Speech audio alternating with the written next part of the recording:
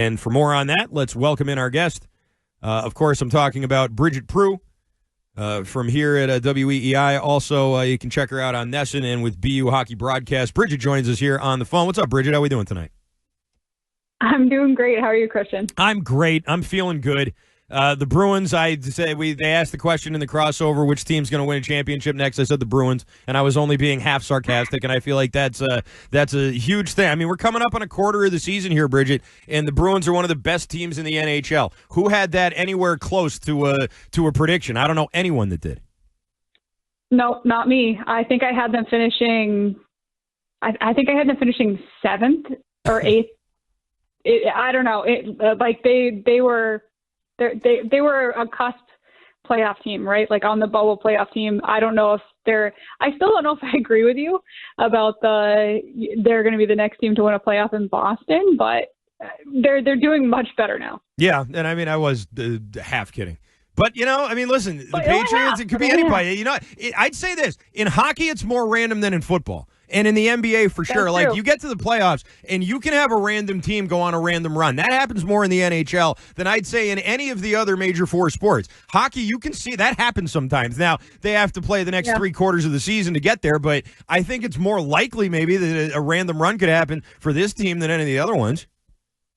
Yeah, you're right, because oftentimes it happens with a gritty team that feels like they, went through some hardship and they can get over it. And I feel like that's where this team is right now. And they have some guys that I think a lot of teams would be scared to go up against, like Nikita Zadorov, who just keeps swatting people like flies. And they have a big, strong team. And now that they've finally been able to play defensively a better game, they've been able to string some wins together. Zadorov, and I want to talk to you about the defense in general, but let's start with him because you're right. I mean, he's a bull who brings his own china shop with him everywhere he goes, it seems like, and these teams have no answers for him. I know that eventually he's going to have to run into the Wilsons or the Reeves or the the Rempes or one of those guys. I mean, that sort of seems like the path that he's on, the collision course that he's on right now. But for the most part, these teams don't really have anybody that can do anything about him in these big hits he's laying out.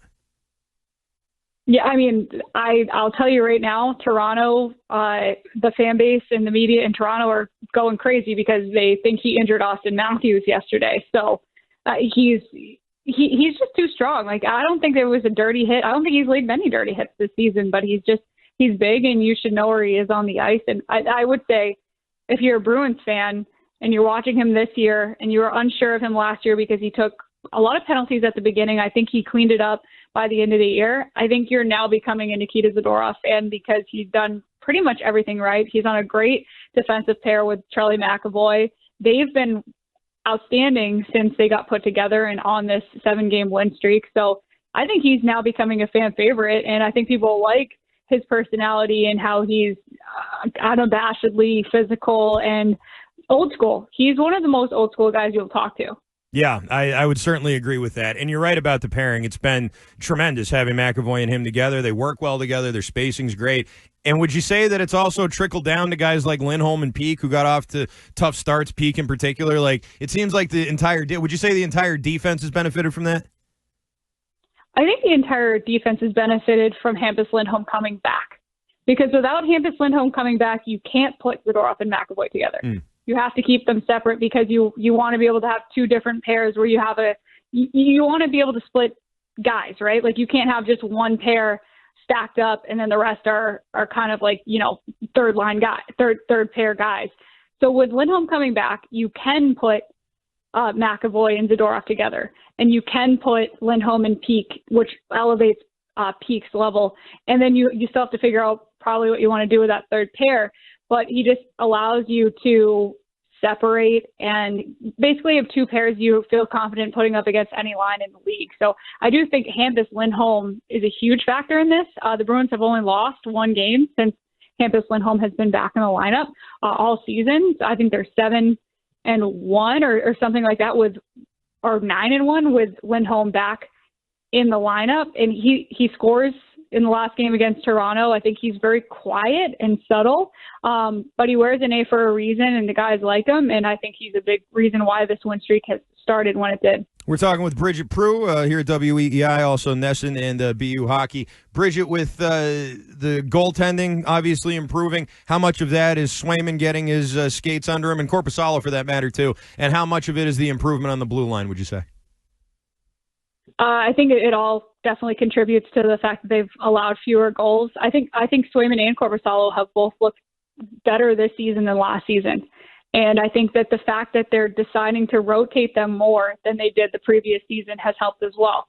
Because first of all, it takes physical stress off each other, right? Swayman doesn't have to do the physical workload that he was doing when they were starting him 4 or 5 games in a row. If they're going back and forth, it shouldn't be surprising to anyone that that's a better recipe for success if you watched him with Linus Ullmark.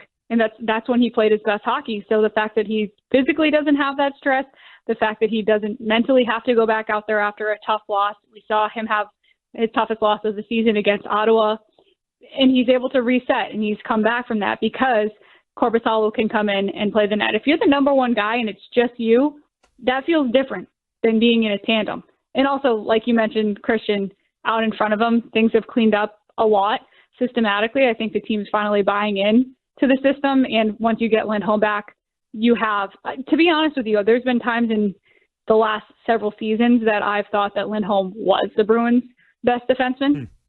So when you get somebody like that back in the lineup, that's also really big. Yeah, no question about it. David Pastrnak hitting a milestone last night, his 400th goal. For a guy who, we were talking about his early years in the league, kind of thrown right into the fire, and has been just a tremendous Bruin for his entire career. And it really seemed like, you saw the players all spilling off the bench there right in the middle of that and going out there and really supporting him. It seems like more so maybe than ever, he's got the full support of that room, and that Marco Sturm has empowered these guys to go out there and really celebrate a guy like him. Yeah, it's so funny because he didn't know they were going to do that. He actually thought they were going to get a penalty for doing that. He was like, "Are you allowed to do this right now?" But he knew it was his 400th goal. And I'm just gonna. You didn't ask me this, but I will say it. I do think he should be the next captain. Okay. In my mind, I think it should be. I think it's obvious at this point. Why isn't I don't he know then? if they're going to name. Because I think the timing of it was you get a new coach. The season ended the way it did last year. You trade your captain mid-season. You bottom out. You end up bottom 5 in the league. There was just a lot of questions still. I don't think that it was necessarily 100% obvious at that point when last season ended. And then as you get to see who becomes the leader and who people react to, I do think that Pastrnak is somebody who's stepped up in terms of leading by example. Obviously, he's one of the best players in the league, so that takes care of itself. But I also think guys go to him in the room to talk to him and to, ask what to do in different situations. And I think he's matured a lot. To me, he makes sense as the captain. And like I said, I know you didn't ask me that, but I do feel stronger and stronger as the days go on that it should be his.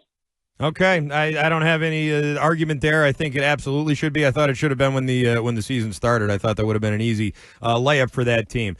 Tell me about the second line and the impact that they've had, not just on scoring, but in the forecheck and sort of everything else. It seems like that line. Would you say that line's come together way ahead of schedule?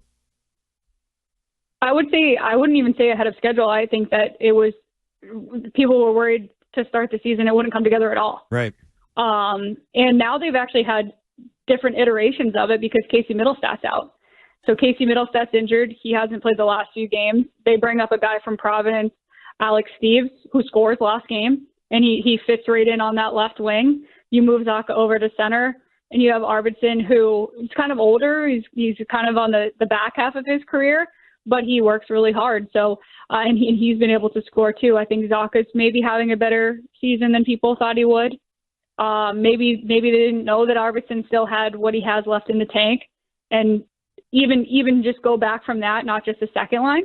But I think the identity of the third line has been solid, and Fraser Minton has been really good as the third line center, and that fourth line has just been tough to play against, and they're good penalty killers. So I think that one of the main things is they've been able over the past 7 games during this win streak to kind of show who they are and find their identity. And once a team does that, it's hard to turn them around. All right, last question here before we let you go, Bridgette, and thanks for the time tonight. You were in the locker room for the Montgomery seasons, and they were very successful regular seasons, to be sure. A lot of win streaks, a lot of wins, period. This is a different type of coach, obviously, here in Marco Sturm. They are early on here seeing a degree of success. What's different about this locker room as opposed to the Montgomery locker rooms when the team's going well? Is there a difference? Yeah, there definitely is. I would say accountability is the main thing that comes to mind. If you don't play well, you're going to get scratched. And if you are the guy who comes in for that person that's scratched and you play well, you're not going to come out just because that guy should be ahead of you or has been ahead of you in the past. And I think he uses sort of an old school mentality of you earn your ice time. And if you're playing poorly and we want to get the message across, you're going to have to get that message across the hard way by watching from the ninth floor. And I think you do see it already paying off. I think Laura has come back as somebody who's been scratched and has played well or played at least better and more how Sturm wants him to in the games that he's come back. So it's almost like you went back in time, right? Montgomery we knew he was a player's coach in that he was going to just let them kind of police themselves. Sturm is not that way. Sturm is putting his hand in it, saying, you're not playing well enough, you're going to have to watch. And I think that's really worked. Yeah, I'd certainly say so. And, I mean, listen, they started winning games right as Lori got benched. And, yeah, he's come back and he's played well. No question about it. Bridgette Proulx, thanks so much for the time tonight. Appreciate you, as always, and we'll talk to you again soon, okay? All right. Thanks, Christian. All right. That is Bridgette Proulx. You can check her out on weei.com. You can also hear her on the Skate Pod, and she does play-by-play for Hockey East on Nesson as well with BU and doing some great stuff in the hockey world all throughout this region. So good on her, and we appreciate the time tonight.